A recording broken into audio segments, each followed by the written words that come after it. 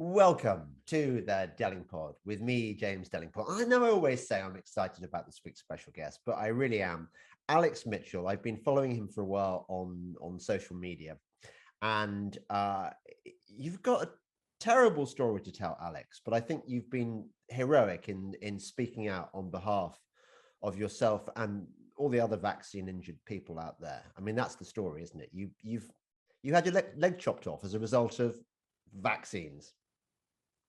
Yeah, yeah. I took a really bad reaction to the AstraZeneca vaccine, the result of which almost cost me my life. And you're right, it cost me my left leg, a portion of my right eye. We're not sure where it's going for next. We're taking bets at the moment as to where it's going for next. Unfortunately, that's the way it is. Well, I mean, I imagine there are certain bits you don't want it to hit because that would be a bit particularly tragic, wouldn't it? Yeah. I think I'm doing enough of the pirate impersonation. I think I'm taking it too far. The peg leg, the one eye. I've not got a parrot, but I do have a cat that sits on my shoulder from time to time. I'm sorry that the cat's not there now. It would add to the entertainment. So, look, let's go back. So you're Scottish. I can tell. There's a subtle hint in your accent, and you live in Glasgow. Just a subtle. Yes, I'm a 57-year-old man from Glasgow, the East End of Glasgow. I was born in the East End of Glasgow, and I still stay a couple of miles from where I was born. I was born in 1964, so that makes me 57. I was a Scottish scaffolder. I scaffolded for 7 years, and I actually loved the job. Even though it was the most physically demanding job you could ever imagine. But I think that in some ways is part of the reason why you and I are actually able to have this conversation, is that I think that my body was supremely fit, and to a certain extent, that saved me. That's interesting. So, well, I mean, I know nothing about scaffolding. Tell me what's enjoyable about it. Well, it's a very, very physical job. On average, we'll lift about 5 ton of steel a day each. We'll do about 30,000 steps a day. These guys, most of them I've worked with, they are machines, literally physical machines. And there is an art to scaffolding. What these guys are I think I've realised every scaffolder I've ever worked with is slightly insane. I've had to accept that, because they are. And I've had to accept I must be slightly insane too, because I actually love the job. There was a certain pride of knowing you did something that very few people are capable of doing, physically and mentally. The old adage of the scaffolders being, most people in construction sites not being the cleverest people in the world, is the total opposite. Because some of the mathematics it takes to figure out the schematics of a scaffold going up a building, it's not there. These guys have got an imagination that are very clever, but they're hard working. They do have a very dark sense of humour. Very, very dark sense of humour. I think that helped me to a certain extent, because it gave me that tough skin, which I've certainly had to add over the last year or so, in more ways than one, shall we say. Yeah. I don't want to jump ahead, because I'm enjoying your story. So you were having a great life as a scaffolder. I mean, do you is the time to have sort of chat and banter and stuff, or you all kind of spread out? No, there is opportunities. You become this a well-oiled machine. Depends on the size of your squad. I started in a 3-man squad and ended up in a 2-man squad. Me and another fellow who's one of my best friends, and he still comes up here every week, at least twice a week, to come visit me. And we'll sit and chew, talk crap and watch crap on telly and discuss what's going on in the world. Some of the best conversations I've ever had have been on building sites with scaffolders and brickies and joiners.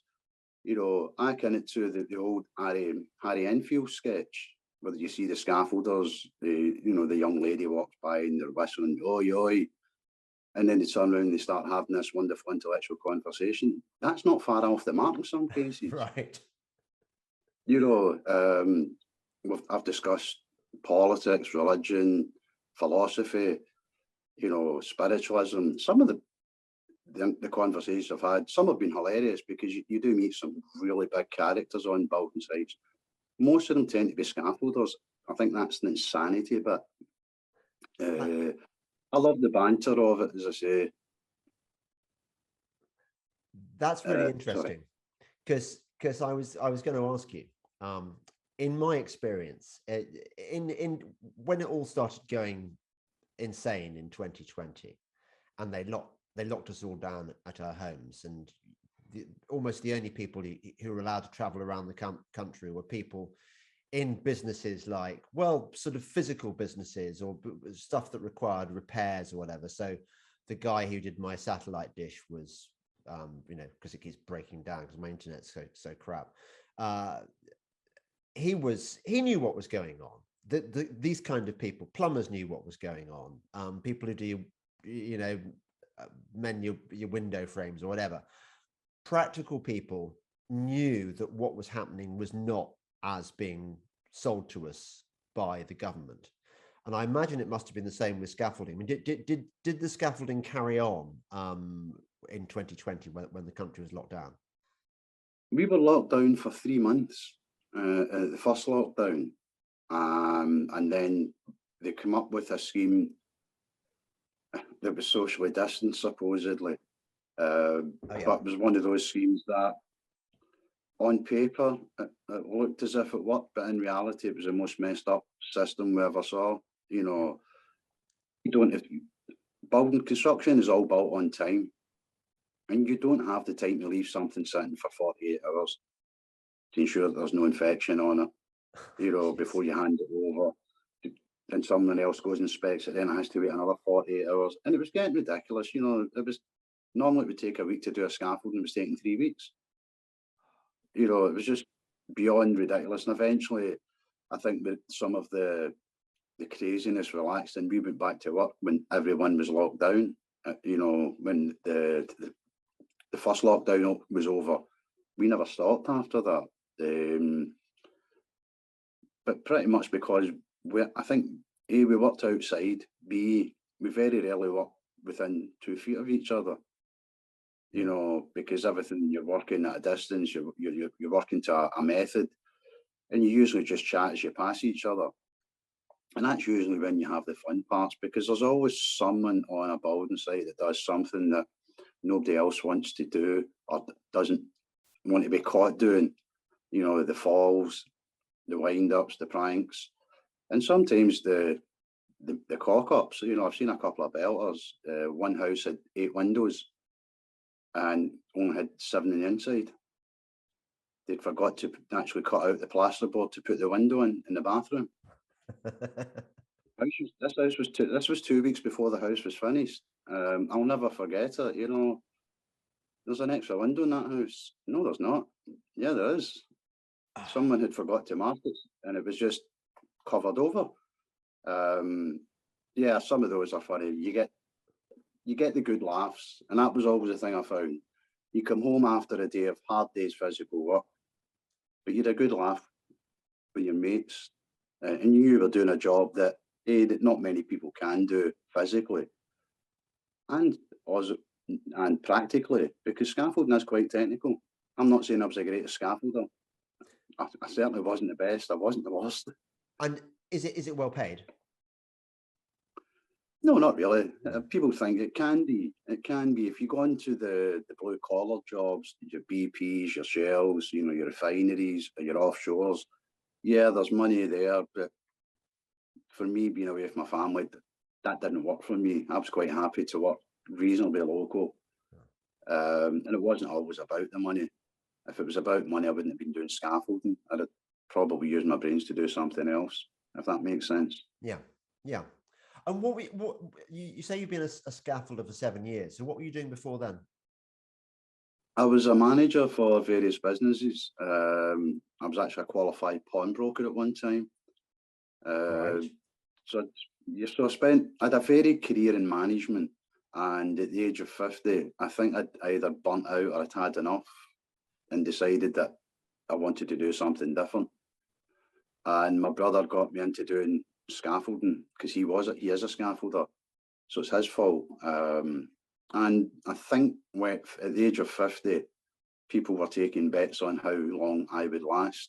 Of course. You know, my brother owns a pub, and apparently there was a book running on, would it last more than, you know, people were saying their days, you know, someone said, oh, 2 days, 2 weeks, 3 weeks, 4 weeks. You know, I'm not sure who won the book because 7 years later I was still doing it. I think that's more my determined character. My mother called me the most thrawn, glaikit, stubborn, bastard that she'd ever clapped her eyes on, and I think she's quite right. What was the word before stubborn? Glaikit, did you say? Glaikit. It's an old Scottish word. I like Glaikit it. for how can I put it? He's glaikit. That boy, there's something wrong with him. You know, your mum would point to someone you were younger and say there's something not right about him. Well, that's kind of what glaikit meant. You know, he's glaikit because he's not quite here. I think my mother was right because she called me the most stubborn, glaikit, determined she ever clapped eyes on. And she was a very clever lady, my mother. You could do a story on her own. She was an absolute legend. She ran and worked in pubs for 60 years, over 60 years as a barmaid and running pubs, and the stories that she could tell. Oh, and she was very clever, very sarcastic. I never won an argument. None of us ever did. You couldn't beat this woman with words. You know, she would tear strips of leather off you and you just walked away in shame. It didn't matter. Even at the end, she still had us running about. Well, maybe she's another reason why you're still alive. I have to say, Alex, that for somebody who's had his leg chopped off and almost died, you're looking really good. I mean, believe it or not, that's me. I'm still 2 stone down. I was about 12 and a half stone, less than 5% body fat, as most scaffolders are. And luckily, I've managed to, because I'm quite active, I've kept most of that physicalness, shall I say. I've never carried any weight in the sense of excess fat. Yeah. So I've always been very lean, which is probably part of the reason why we are still here. So I can wait no longer. I want to know, first of all, why did you get the jab? I mean, did you have any reservations at all before you went and had your first shot? Well, if we go back to sort of a November, December 2019 to January 2020, it was 24/7 on the TV. We'd already been through a lockdown. You know, the lady downstairs, my mum had passed on through, she'd fallen in the bathroom downstairs and went into hospital with a broken leg and passed with COVID. You know, so there was this real fear that this thing was killing people, and that 24/7 do the right thing, save the NHS, protect lives, don't hug your granny. You know, so you were trying to do what you thought was the right thing to ensure that nobody else, particularly old people, could be harmed by this thing. And there was nothing at that point that ever said, there was nothing official coming out saying there was any problems.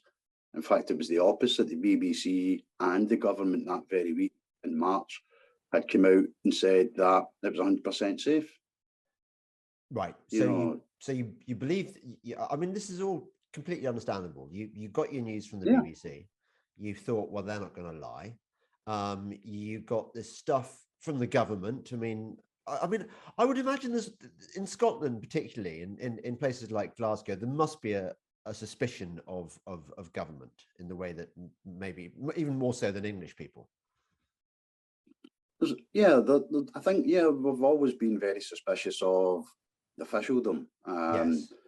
But even the Scottish government was pushing the exact same 24/7, you know, get your jags, get your vaccinations, save lives, protect the NHS. Nicola Sturgeon did something that Boris Johnson didn't do. She gave a daily brief every single day. You know, so you were getting catch-ups of that every single day. And did you watch that?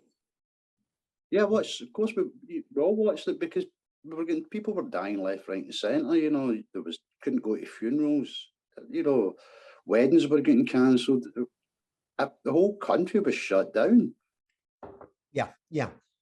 But I mean, the fact that the fact that people were dying of something, and that people were being banned from going to funerals, and the whole country was shut down. What you're describing are symptoms of something, but it's not necessarily, the something was not necessarily a deadly pandemic. It could easily have been a government, well, as it indeed it probably was, a government psyop. But you didn't know that. You were swept up in the, you were convinced. Yeah, and thought you were doing the right thing, so you went along. You got your vaccination. Plus, we also knew that nobody was going to get to go anywhere on holiday if there was any holidays a possibility without being vaccinated. So there was all sorts of other pressures. Yeah. So you went along, got the vaccine on the 20th of March, went to the local centre, as detailed in my letter, was told verbally, you may have a sore sight arm for a couple of hours and you may have flu-like symptoms for 48 hours. That was verbally. I wasn't given anything in writing. You know, so away you go home. And I did feel like I had the cold for 48 hours.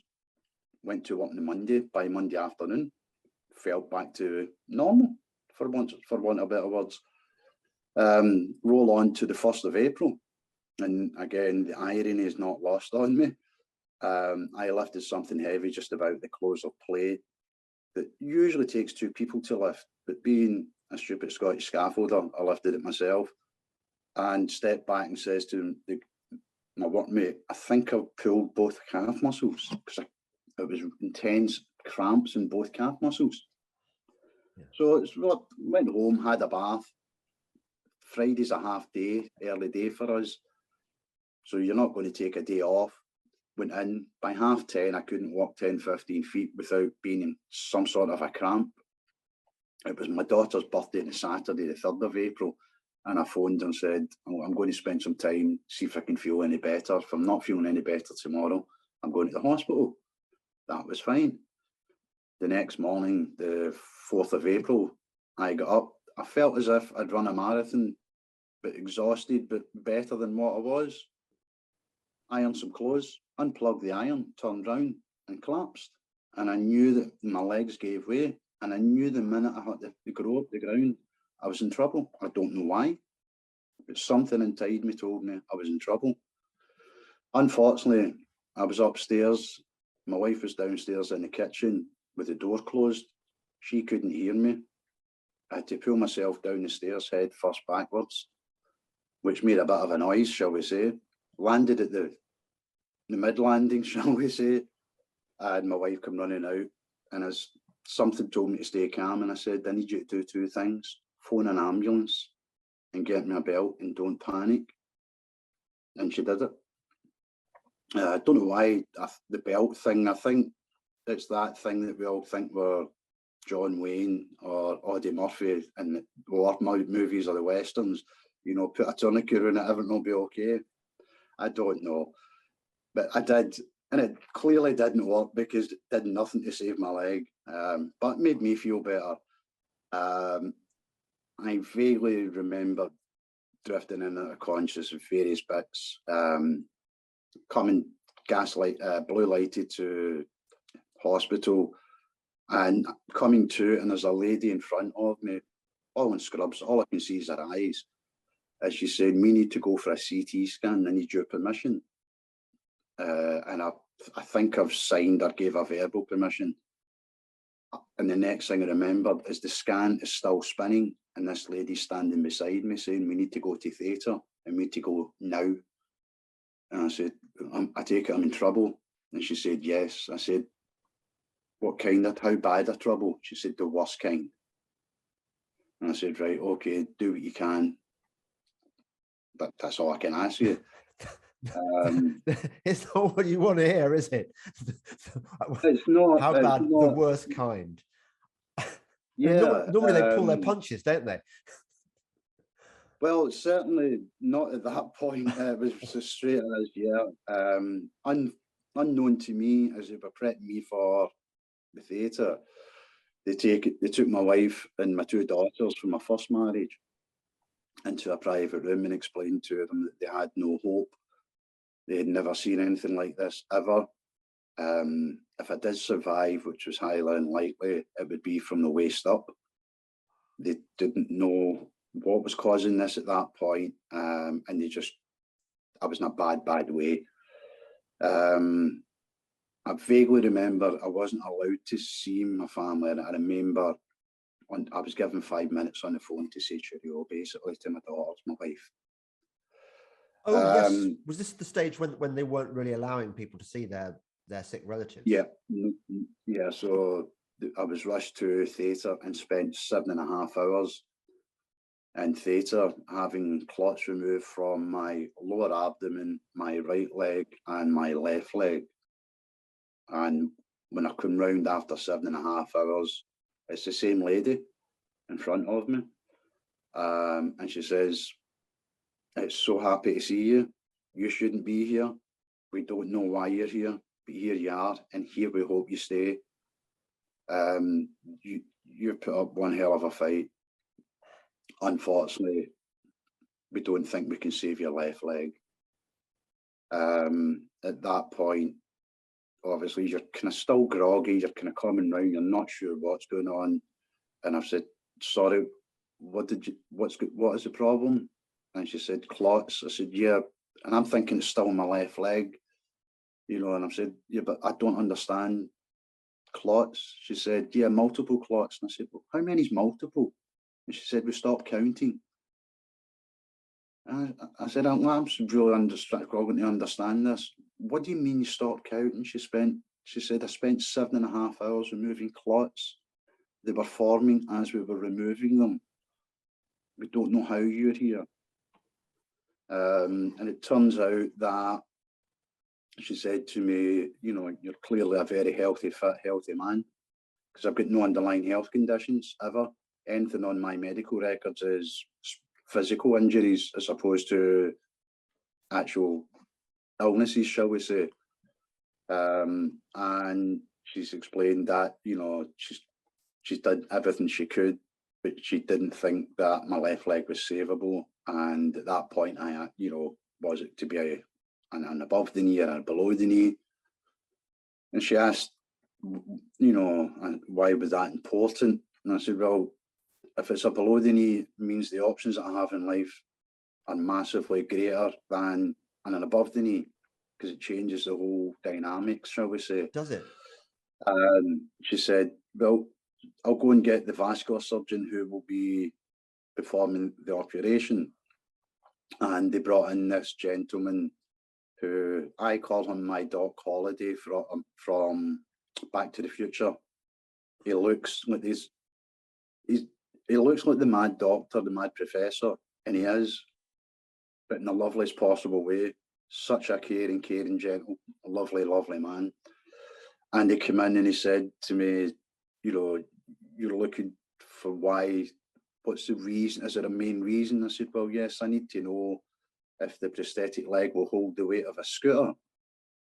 And at that point, he looked so confused because he's of French and Swiss descent. So to explain to him, I'm an old-time mod. I've been a mod since I was 17. My old Vespas.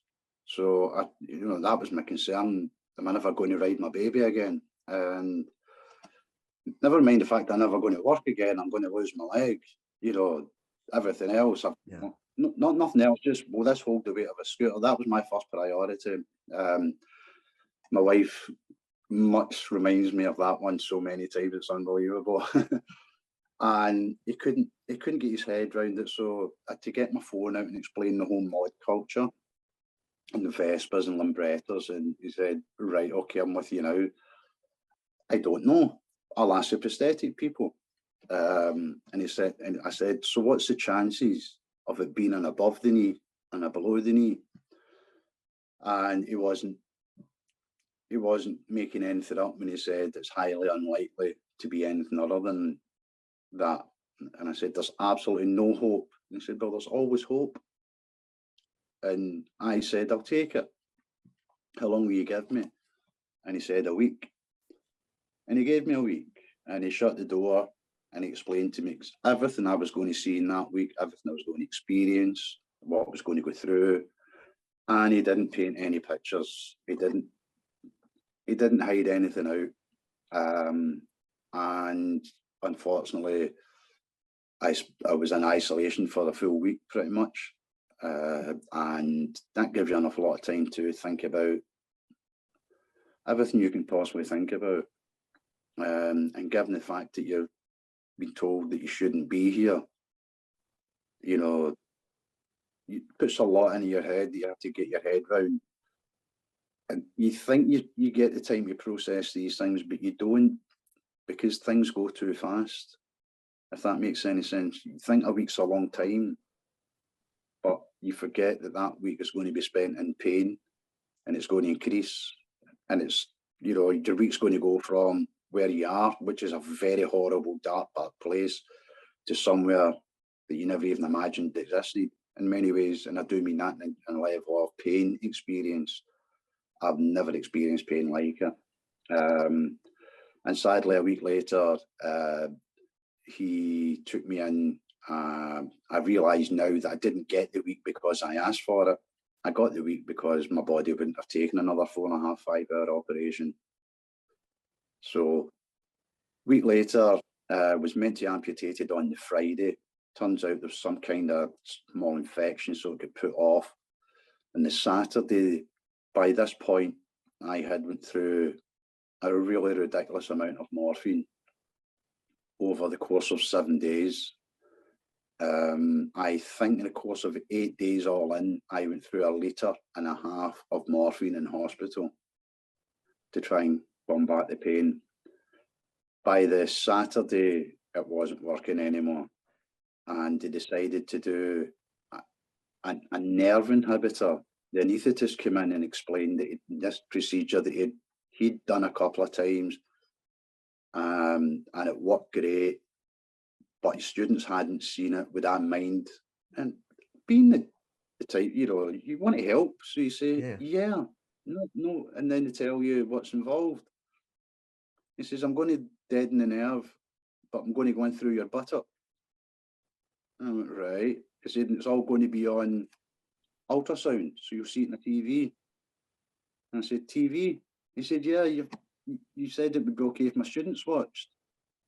And I went, yeah. And just at that, the door opened, and I was in a private room. They shut the curtains, pushed my bed against the door, brought all this machinery, and must have been about 15 people piled into this room behind me. And the way to get to this is through your buttock. So there was me with my ass in the air on TV watching this, 15 people behind me watching this needle going through my ass. I didn't feel a thing. I think at that point, the pain levels I was at, a needle going into my ass, didn't feel anything. And it was strange. He pointed to a little cluster and he said, that's where I'm aiming for with the needle. You can see the needle going in. And he touched it, and it was like the old electric pulse lighters when you get the shock off them. Yeah. That's what it was like, going through my whole body. And he pulled back and he said, right, how does it feel now? And I went from, at that level, my pain was about an 18. We weren't counting 1 to 10, we were now counting 10 to 20. That's how bad the pain levels were. And I dropped from 18 to 5 instantly. 92 within 2 minutes, and then nothing. I never felt a thing. And that lasted for about, I want to say 6 hours, 7 hours. And then that's when, at that point, the anaesthetist had taken a blood sample, and thankfully he had. And when he checked it, there was an anomaly in my blood, and they had to scrap the 8 pints of blood.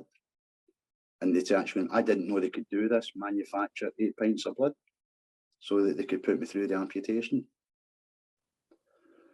So that was on the. Where does the blood come from? From the It donor? was manufactured. No, it was manufactured. Artificial blood. Yeah, apparently they made up this blood with an anomaly in it for whatever it was in my system at that point. If they had used that blood, I wouldn't have survived the operation. And what are you thinking at this point? Are you thinking, I don't care, I want to live, I want to live, I want to live? whatever, you know, I, or Yeah, there's an element of I made a promise to somebody, and I don't make promises I can't keep. And I promised my wife that was coming back. oh, oh, Um, how touching and lovely. That's really nice. so that was the truth. You know, I've Yeah, always yeah, told the of truth. course, of course. Okay, Um, so they put the blood in you, and then you had, and they did they have to do above the knee? he said to me that if I was on below the knee, I would be in there for an hour and a half. If it's above the knee, 2.5 hours, because there's other way around. Below the knee, 2.5 hours. Above the knee, an hour and a half, because there's more veins below the knee. Right. And when I come round from surgery, just before I went into surgery, I'd says to them, look, I've said goodbye once to my family on a phone call. I'm not doing it on a phone call. I'm not going into that operating theatre to say goodbye to my wife and 2 daughters. Now, this was the height of COVID against every regulation, so I'm not going to name the hospital and the staff, but there was a cloak and dagger exercise where my wife and daughter appeared at the door where I could say goodbye to them. That's good. And that's where I made the promise that I would be coming home. And so I went in, and when I came out of the operating, I've came round very quickly.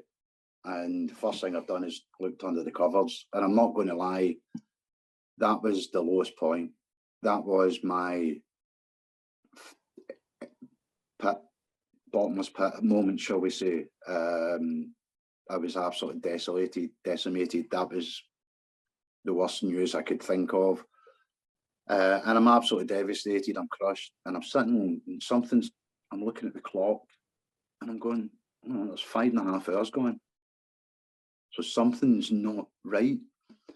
And about 10 minutes after that, the vascular surgeon that did the amputation came in, and he was absolutely devastated. He said, I'm so sorry. And I said, well, please hold on a second. There's 2 hours out. Something's went wrong. What happened? And he explained that even down to the smallest arterial vein, it was collapsing.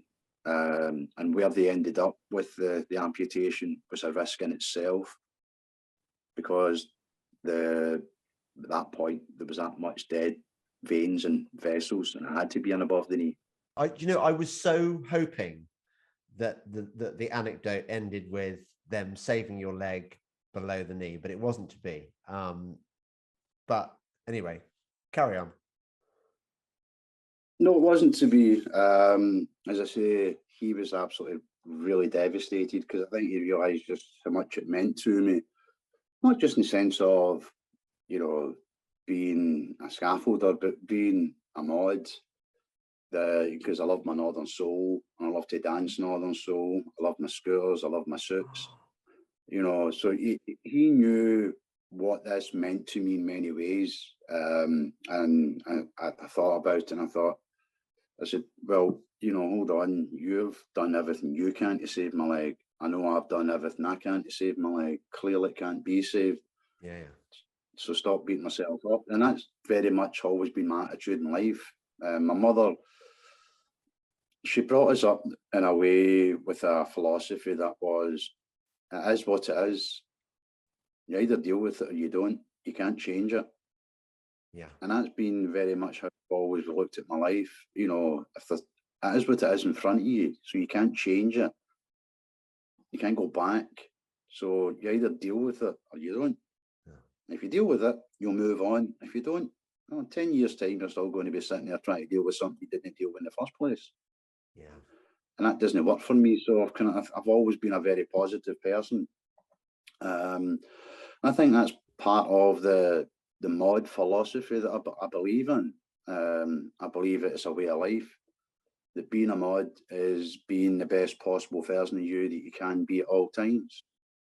Now, I feel like that every day, miserably, but I do try every day to try and change something about me that makes me a slightly better person. Not for anybody else, but for me. I'm quite happy being me. And I suppose that's a part of it. I was happy being Alec the mod. That's what I was known locally as. Everybody knows me as a mod. They knew me.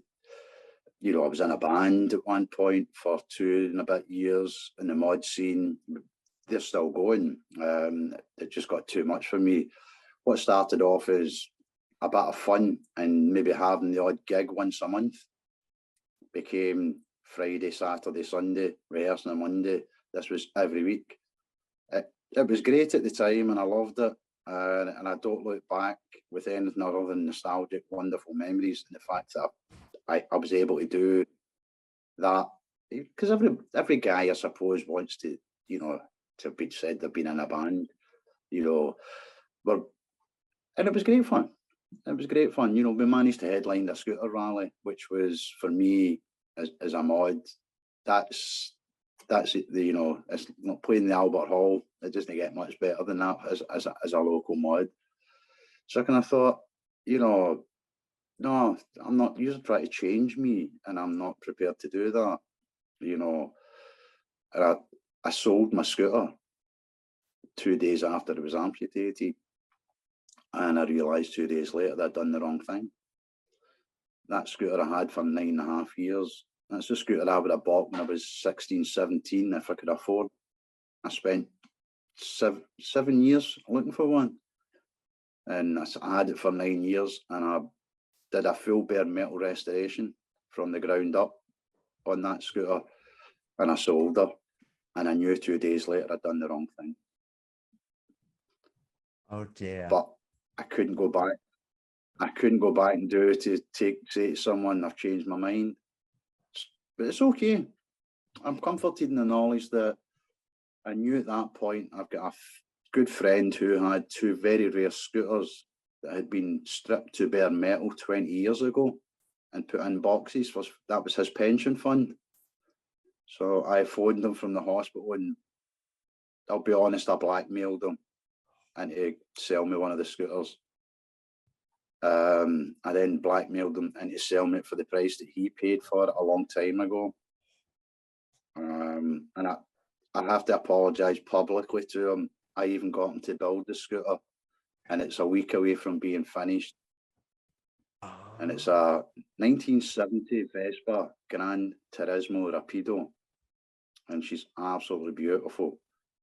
It's been a year in the making. Will I ever ride her again? I know I will. Let's put it that way. I know I will. That's really good. I mean, I don't know what the practicalities are of riding a scooter when you've only got one leg, when one leg's amputated above the knee. It's actually easier than you think. Luckily, because it's my left leg.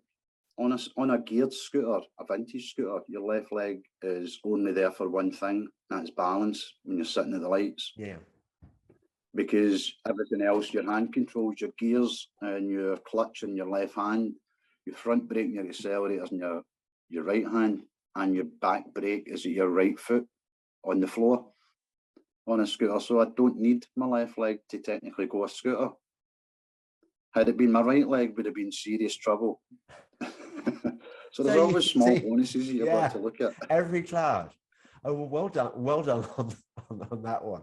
And just generally tell me, I mean, I imagine when you were growing up, most of us able-bodied people, we never imagine we're going to get crippled in any way. We always feel sort of sorry, and we think there for the grace of God go up, but for the grace of God go I. What's it like now having one leg? I mean, how bad is it? How much of an inconvenience? There is nothing in your world stays the same, James, and I mean nothing. There is nothing that you do that is anything remotely similar to anything you've ever done before. Your body's not geared up for that. So everything's a challenge at the beginning, and it's still a challenge because it's funny, where I used to see streets and roads when I was walking, I now see pavements and potholes and rough terrain or slopes, because sometimes I'm in a wheelchair now because I'm not always fit enough to wear my prosthetic leg. I've had some issues. The last 9 months have been pretty horrific with regards to sort of a setback, but we're through it, or we're nearly through it. and it's behind us. I think what made it harder for me was within 3 months, I was walking without sticks on the prosthetic leg. I was doing fantastic. I was going brilliant. And then I put some of the weight on that I lost. And that's wherein lies the start of the problem. Because like custom fitted shoes, your prosthetic socket that goes around your amputation stump, these things are made to measure. And obviously if you put 2 stone on, they don't fit anymore. Yes. You know, it's like trying to put your favourite suit on. So it meant I had to be recast.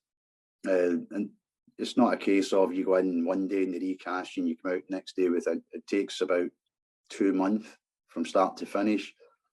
And we knew as soon as we got it, about 10 weeks later, there was a problem. As soon as I put it on, the pain was horrific. We couldn't figure it out. And we thought there was something wrong with the cast. And we did it again. And that meant another over 2 months. So I've now sat for nearly 6 months doing nothing, for want of a better word. And it turns out it wasn't the cast. It was actually muscle dystrophy. It was issues in the stump.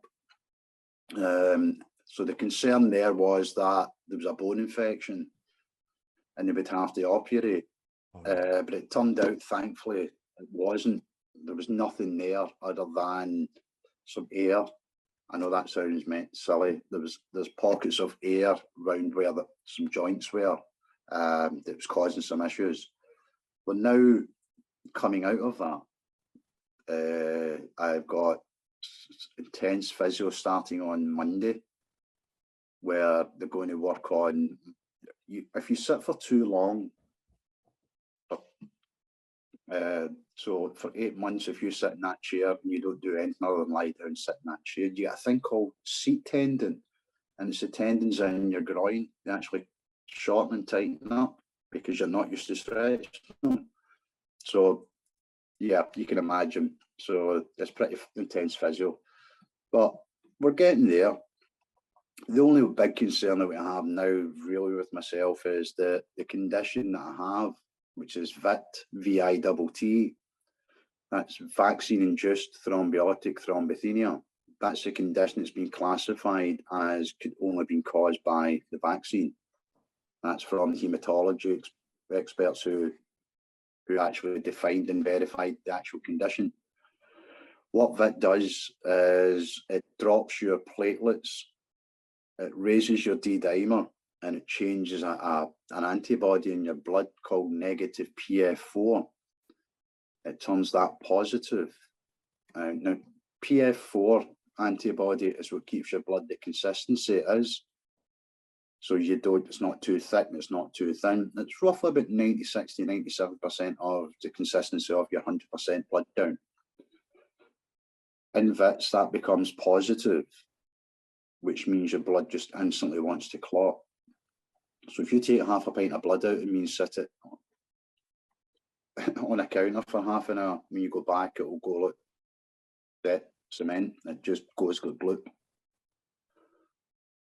And unfortunately, in my case at the moment, I'm still 100% negative PF4 positive. And it's not changed in the last 7 months, and it's unlikely to change. We have been lucky in getting some of the VITs are now clear by using steroids. But in my case, that's unlikely to, unless the technology changes in the foreseeable future. That's the condition I'm left with. So are you on? We don't know what else is going to do. Are you on blood thinners then? Thinners, yeah. What, warfarin? Yeah, I'll be on. I'm on 2 types of thinners. I'm on aspirin, believe it or not, which is a very common blood thinners because it's probably the safest one that we have. Although there is issues with any drug, but it's the safest we can get. And a drug called rivaroxaban, which is another blood thinner. I've got to take more. It's better than warfarin because you don't have to have it. You don't have to go for adjustment tests every few days, isn't it? You can take it, you can neck it, and it's fine. Right. Well, originally they had me on a stuff called Fondinapro, which is a self-injecting thinners. So every morning I had to inject myself either left or right side of my belly button, and oh, I hated it. I could take a lot of things, but for such a small needle, it was such a stingy, bloody thing. Because in your But stomach they stopped muscles. making it. Yeah, just at your lower abdomen. You got to do that every day. Thankfully, they've changed that, and I'm now on just taking oral forms of tablets. If I don't take my thinners, I have about 3 weeks maximum. Oh, Alex, I'm just I feel for you so much. There's so many questions I want to ask you. I mean, that you're basically at the mercy of the health service, aren't you? I mean, if the health service breaks down, you're stuffed. Yeah, at the moment, pretty much, yeah, unless they come up with something. But I mean, I'm surprised actually that they've even admitted a degree of, well, I'm not going to say liability, but they've actually made explicitly the connection between your jab and what happened afterwards. Because I mean, you must have noticed this: the medical industry, the establishment, is in complete denial about vaccine injuries. I'm very, very lucky. I don't know whether it's a combination of, because the Scottish National Health Service is a separate entity to a certain extent from the English National Health Service, although it's all run from the UK Health Regulations Authority. It's a nightmare. So yes, the Scottish government, where the NHS, they don't have a vested interest in the government, shall we say, because they hate Scotland wants to be independent. They hate the I've got a Westminster funny government. feeling that's part of it. Yeah. And they decided, no, this is the truth, and we're going to stick to it. I think the other part of it was in January 2020, there was a haematology task force set up with 8 teams around the world, and it's 8 teams of 6, and Hare Myers University Hospital in East Kilbride was one of them. So that's the world's leading haematologists. They're the people that come up with the workaround to save me, because apparently, and this is where it gets really nefarious, in late January, early February, but early February, I mean the 4th of February, the Norwegian Health Regulations Authority alerted all the other health regulations around the world that they had 16 cases of individuals presenting with these similar symptoms, which we now know as VIT, and unfortunately they were all fatal. They sent that round then, and the only connection they could make was that they all had had the AstraZeneca vaccine, and it was alerted that it was an issue then. That was the 1st or 4th of February. The UK government didn't tell anyone until the 11th of April. And on the 25th of March, AstraZeneca changed its name to Vaxzevria or Covishield. They didn't change the ingredients. They didn't change the product. They changed the name. Why? Because then it suddenly became aware that AstraZeneca wasn't getting used anymore. So who was this health warning issued to? Who would have received it in the UK? All the UK health, any health regulations, health authority in the world got this from the Norwegian government. So the NHS would certainly have been aware of it. Whatever the regulatory authorities, they would all have been aware of this, and yet you were injected after that warning had been issued. No, I was injected on the 20th of March. And when did they get the warning? The 4th of February. And so they didn't pull AstraZeneca, they kept on running. So you were injected after they'd been warned that it had the VIT effect. That must make you feel very happy, like you trust the system. Oh yeah. Yeah, there's certain individuals that wouldn't be safe to put them in a 6x2 room with me right now. Let's say that. I can imagine. And so this, in a decent world, you would have a cast iron case against AstraZeneca and against the British government. You would be in line for millions in compensation. And yet, as far as I know, the maximum that the British government is paying out is 120,000. Yes, that's another story. Tell me.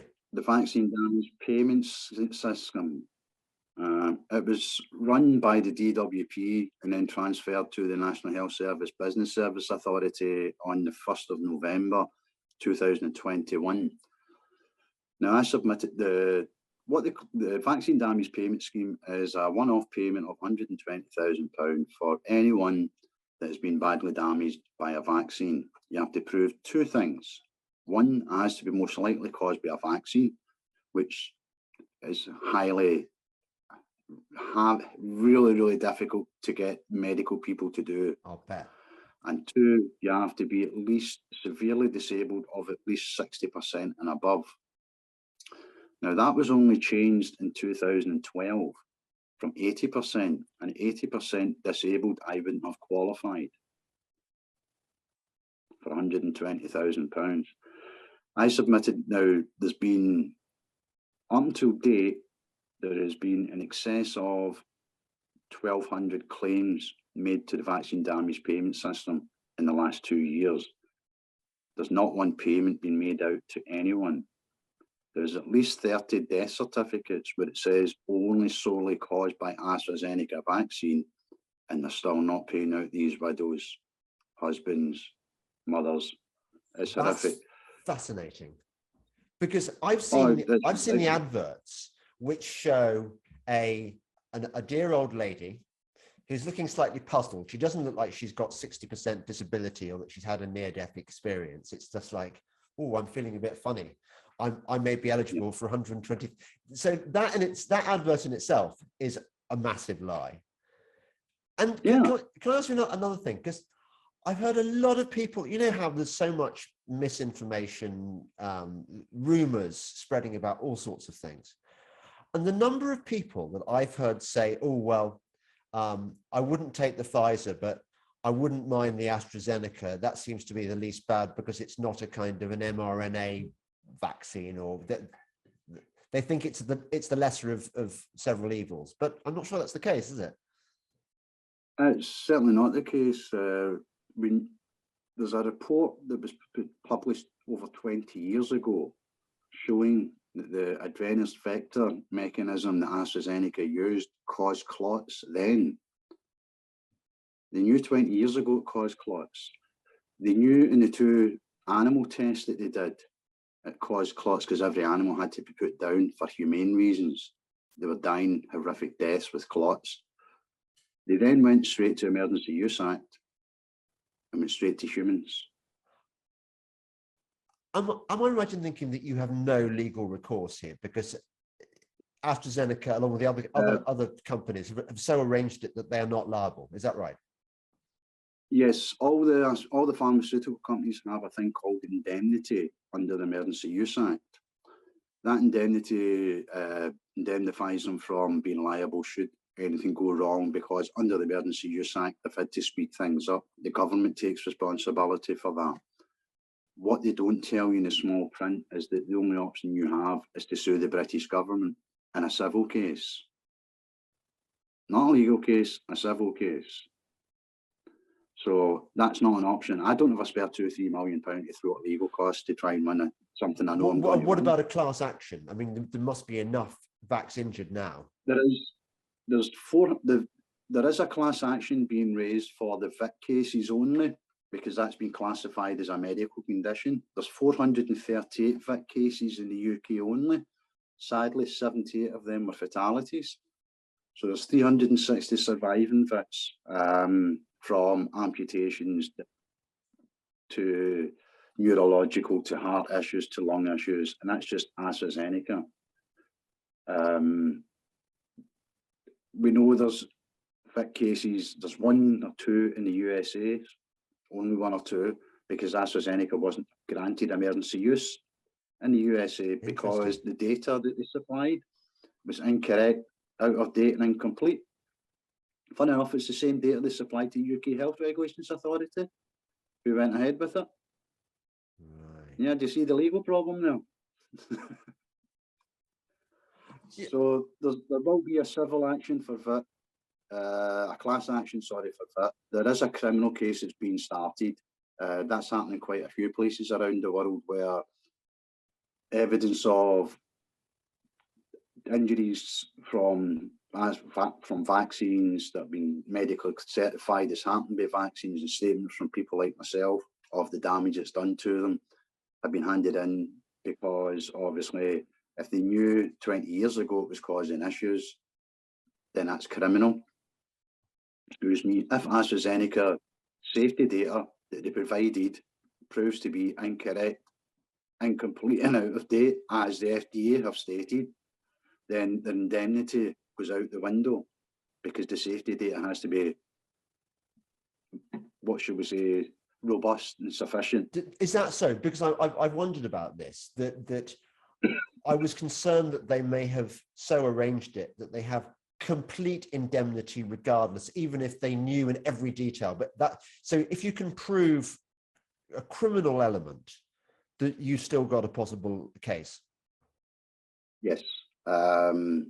There's also a possible private case with regards to myself against AstraZeneca, because I can prove that they knew that the report shows it was faulty 20 years ago. So therefore, why did they go ahead with a product they knew was already faulty? There's so many legal avenues to this. You know, I was a scaffolder a year ago. Yeah. I now seem to know more about class actions, criminal cases, judicial reviews, and medical conditions that, you know, VIT is a wonderful condition. It really is. It's something to behold.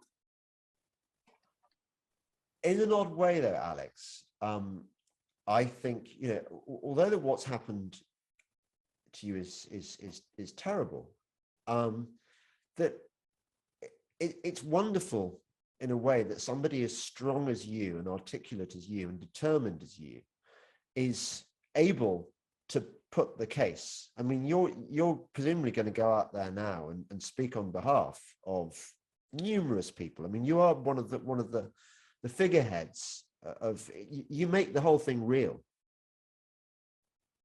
It's funny, I didn't set out to be where I am. I set out a year ago wondering, you know, I was actually thinking about this today. A year ago today, I was sitting wondering, I can't be, I know I'm not the only person in the UK. There's others out there. How do I reach them? How do I do this? I mean, I knew at that point that the media didn't want to know. Yeah. The mainstream media didn't want to help us, didn't want to talk to us. Actually, tell me about that. So did you try and talk to the mainstream media about it, or did you just knew it was a waste of time? Yeah, none of them wanted to know. I'd have a friend who is a freelance photographer who took a photo of me about 9 years ago on a scooter down in Ayr, a crowd of us, and he'd kept in touch with a few of them, and somebody told him what had happened, and he said, "I'll do some pictures of you." And that's a picture you see on my Twitter account, me sitting on my scooter. Right. He took those photographs, and he went round a few outlets, and a newspaper ran a story, did an interview, and when the story went out, it was 1 in a million inspirational amputee urges people to go and get the vaccine. I never urged Andy to do anything, James. You mean, and that's a fight.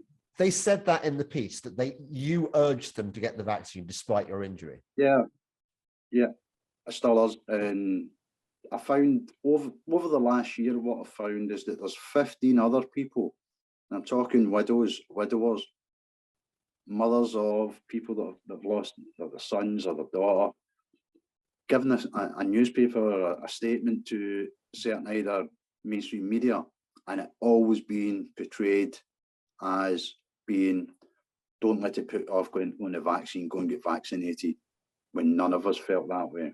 That's interesting, because you know the general public's reaction, or you know, let's say the reaction of people like me and people who are kind of awake, we read these stories and we go, what an idiot. How can you not realize that it's the vaccine that did this damage to you or to your loved one?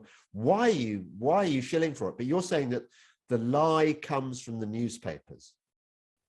Oh, there was a narrative push, because I've spoke to, I can name a few people, but I've certainly spoke to the husband of a lady, the partner of her husband of 21 years is no longer here, the daughter of a mother who lost her life to this, and every one of us have had at some point, we don't let us put you off, go and get your vaccine.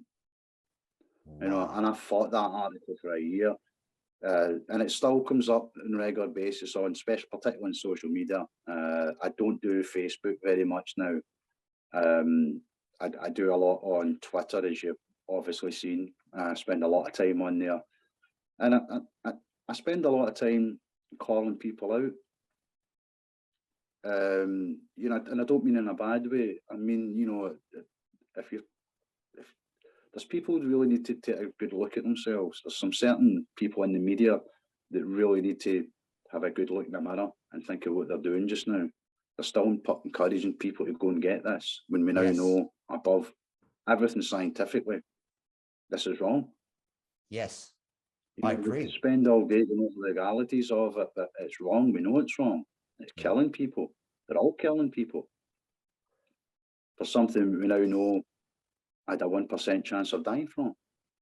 I mean, obviously it's changed you physically, and it means your life is never going to be the same. I'm just wondering how it's affected your understanding of the world and how it's run. How it's run. I grew up in an area that was supposedly the hardest area in the UK to grow up in. And these people that they call criminals, lowlife and scum have got more honour, moral compass, principles, ethics, standards and character than these people will ever have. That's what these people say, the words, they speak the words, but they don't know how to live them. Now, I was brought up to have a certain attitude in life, and I made my standards and I made my limits in life, what I wanted, what I would accept. I've never sold my standards out, my principles, my ethics. These people have sold them out every day because they don't know what they are. That's the difference. I have standards, James, and I'm not prepared to lower them. They don't. And by these people, who do you mean? Oh, I mean the government. There's no getting away from this now. This is the UK government and the Scottish government. They can't get away from it. Nicola Sturgeon now knows there's at least 15 people in Scotland who are in as much a bad condition as me, and not one of them have received one bit of comfort, support, compassion. That's the problem here, compassion. You know, people band about numbers all the time. They forget behind those numbers is a person. Yeah. I'm number one. I was the first person in the world to survive with that. That was quite a thing to take on board. You know, and then you go, you know what? The world should know about this. And I'm no shy. I've never been shy. It's the mod in me. You know, so therefore I stuck my head above the parapet a year ago to try and find others like me, to support each other, to talk to each other. And I found this tsunami of people that are floating about, looking for help, crying for support. You know, people go to doctors when they're at their lowest. They don't go to their doctors when they're feeling great. You know, I don't think I'm any different from most people. I really need to be in a bad way before I want to speak to a doctor. Yeah. So if I'm in front of you saying to you, can you help me? Then I'm in a bad place. And for you, and this is what we're facing, for you to turn around and say it's in your head, it's PTSD, it's anxiety. You know, I'm lucky I didn't get that. My doctors very quickly defined that this was vaccine related, and I've stuck with that. The paperwork I've got, can you tell by the smile on my face? My lawyers has seen it, and my lawyers just said, the words, I'll use the word from a very famous lawyer, not, can I swear on here? I think we're allowed one cheeky swear word. Go on. He said, no fucking brainer. This was a top lawyer who isn't dealing with my case. He actually said to me, I would love to deal with that case, because what I've seen in the paperwork that you have got, never mind your medical notes, is enough to win this case. And I think because I know I've got it 100%, there's no doubt, there's no arguments. They can't turn around and say it's because I like orange juice. That's not going to wash. You know, this is solely caused by the AstraZeneca vaccine, and there's no doubt about it. Yeah. Now that I'm in that frame of mind, yeah, I stood up a year ago. I didn't stand up to be a spokesman or an ambassador or anything. I just wanted to find others in the same place as me. And it's kind of went out of control. I kind of it to I'm in a paddle. I'm in a canoe boat without a paddle, and I'm just hanging on to the edges. This thing's out of control. I don't know where it's going. Do you get any sense? I mean, you must have met a lot of new people. Do you get the sense that people are waking up to what's going on, or do you think people are mostly still asleep and just not? I screamed from April to, I want to say, in the middle of December there. No one was listening. I had 167 followers in December, James. And I put a tweet out, and I don't know what happened. I don't know how it happened. It just seemed to catch, and it went global. It went over 2 million views. I went to 7,500 followers in a weekend. I had to switch my Twitter off, because you'll maybe notice that your notifications go that fast that you can't actually watch the feed. So that it's pointless, because you've seen 2 words of somebody putting an answer, and then it disappears, and it comes up with 395 notifications. You're like, no chance. And I could actually just switch my phone off for a weekend, because I couldn't get near it.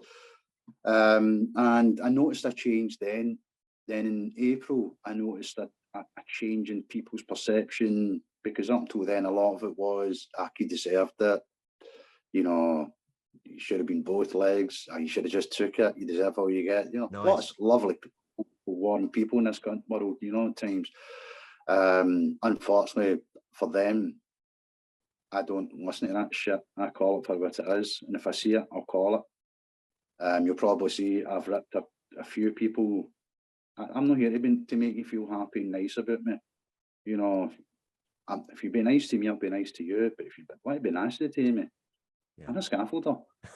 You've got no idea the things I can say to people, you know, because I could call them every day. That was a good thing about being a scaffolder. Yeah. To take abuse, because everybody calls you for everything every day, you know. Yeah.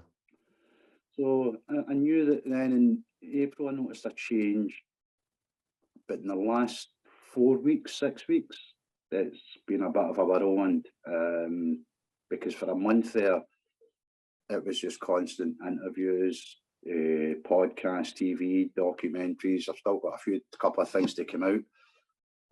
And it's not about, I keep saying it to people, this is not about me. This is about everybody. Because if the way I look at it is, because I've got we're playing to our strengths, aren't we? These people are very clever. They've worded the law, they've worded everything. So we need to play to our strengths. You know, and my strength is, I'm a gobby shite. I'll stand up and shout at you all day, and I'm not going to go away. And that's basically where we are. And I think people have realised that what you see is what you get. Yeah. If you ask me the hard question the nice way, you'll get the answer. If you had me the hard question the hard way, you'll get the hard answer. You know, and somebody said something at the World Health Council last weekend or the weekend before, and it was very actually poignant. I'm not here to make you feel comfortable. I'm beyond making you feel comfortable. I'm here to make you feel uncomfortable. Not because I want you to feel sorry for me. I don't need your pity. I don't need your sympathy. I'm a big ugly boy. I can take care of myself. I do need your voice and your support. Yeah. And that's the only way we're going to change what's happening, is by people getting behind people. Not just me, there's others out there that are quite vocal and saying, we're not taking this, we're trying to help people and support people.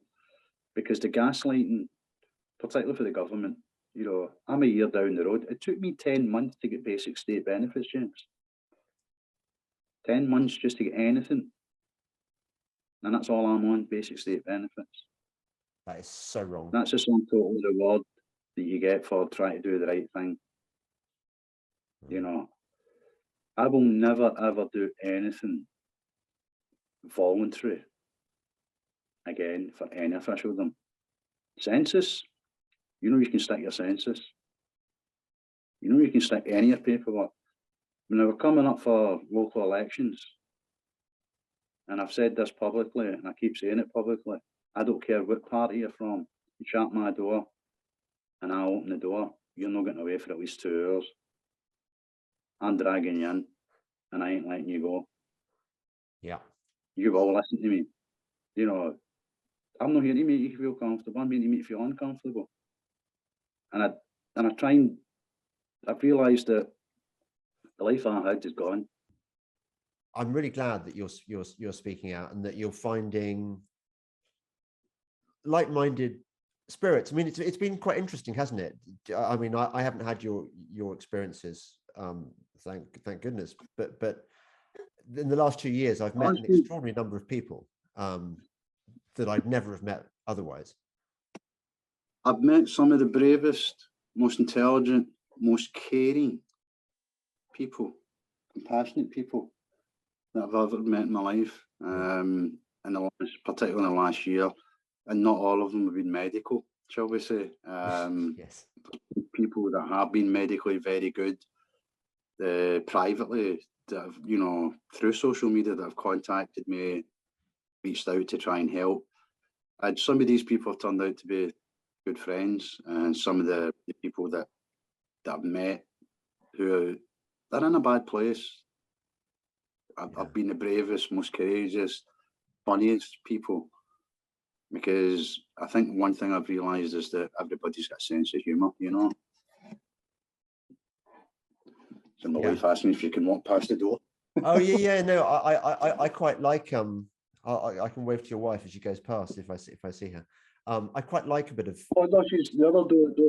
Oh, I see. I quite like a bit of real life intruding. I mean, I just had to let the dog out because it was annoying me because it thinks it's done. I did see someone out in the garden earlier. Is that my wife? I did see someone out in your garden earlier. Yeah, that's probably my wife wondering. I just saw a figure. She'll be thinking, why is he spending his Sunday afternoon doing another bloody podcast when he could be helping me gardening? But we all have to do our bit, don't we, Alex, to fight the fight? Yeah, we've got to put our priorities in the right place. Your priorities, using your skills, which is doing podcasts. Clearly, your wife's a better gardener than you are. Yeah. Most women are. Yeah, totally. I love gardens as long as I'm not mine, and I don't have to do any work. You were telling me before we started, you burnt you got sunburnt stump the other day, which you'd never had before. Yesterday, yes. I sat in the garden for a couple of hours with a pair of shorts on. And I wasn't a big shorts wearer before, but I seem to wear an awful lot now. I think it's a bit more comfortable. Yeah. So I was sitting out there, and I've noticed I've actually got a red line across my stump, which is unusual. It's not sore or anything, Oh, that's good. But that side of it, the amputation side's all fine. I'm having a bit of a muscle issue with one of the muscles, but that's part of the physio that we're going through tomorrow. They've already told me to bring my own lunch with me, so that worries me, since I'm going in there at 9 o'clock tomorrow morning. I have to take my lunch. I'm not sure what kind of pain I'm going to be in tomorrow night, so it's maybe a good idea we did this today. Yeah, exactly. Have you met lots of other vaccine injured people since you sort of became a public figure?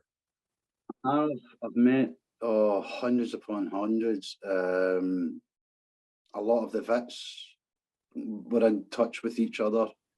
I've met other people who have been affected by other vaccines. I've met other people who are fighting just to be recognised that they've been affected by the vaccine. There's a whole range. People contacted me because either a partner, a son, or someone has taken or had a vaccine, they're having what they think's reactions to it. Is can I help them? And I say the same. I'm not a doctor, but if there's certain things happening that's common, I'll say, well, that seems to be a very common thing. You'd maybe want to go and see a doctor about that, or people that have had that. You're just trying to point people in the direction of support, because I know what it feels like. Yeah. What are the commonest injuries that people suffer that you in your experience? Mostly it's myocarditis, pyocarditis, POTS, tracheotomy, all heart issues. These are the main. Are they? With the VITS, it's a range of neurological. A lot of people have brain issues. A lot of people have other issues with their hearts and their lungs. It doesn't seem to be, it's not as if one virus hits one place. They all cause issues in all around the body.